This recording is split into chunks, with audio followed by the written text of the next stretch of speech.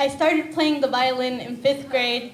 Mr. Brown was my first violin teacher. He opened the violin case and I was afraid to touch it. Being in 5th grade meant a terrible case of butterfingers, but the violin felt so light in my grasp, almost like it wasn't real. The first time I struck my bow down the strings, I realized just how fragile it was.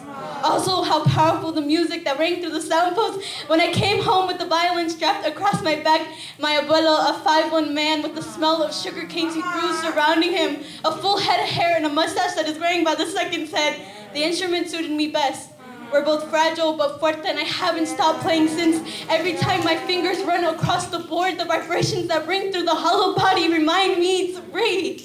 And I realized how quickly I'd give up my own ribs for the instrument when my grandfather was given 2 weeks to live. I shattered the violin I had since 5th grade, tying my hands around the neck and flung it so hard against its back.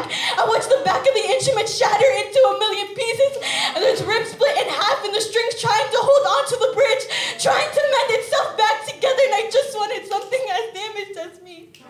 The way my heartstrings were broken, my lungs smashed against my ribs, my soul and long defeated hum. I wanted there to be a harmony commending my grandfather to be fuerte in his fragile state. The orchestra to play a symphony that would heal all the cancer, a bow that would strike such force he let out a rapid breath, because it's hard to imagine being here, watching him lose the his hair falling rapidly, his memory becoming a loop of I don't know, and I can't remember our last hug. I pressed my ear against his chest. I wanted there to be a conductor to keep his heartbeat on the 1, 2, 3, 4 count. How do I explain to my abuelo that the thing that once gave us life could not save him this time? That no matter how many times I want to start a new sheet of music, my fingers do not want to land on the correct notes. I'm afraid of what happens when the music stops, abuelo. The last note will be as mournful as your last breath. The last song I play for you will give you a rhythm to dance to. You'll see all the techniques you taught me as I was striving to be in the mariachi.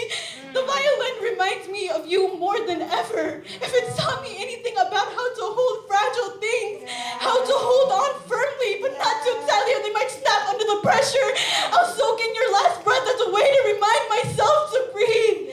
Almost like a lull, allow myself to seep into the chords your heartbeat plays. The last time I saw my grandfather, he asked me to play a song for him, and I was in 5th grade all over again, clutching the bows with shaking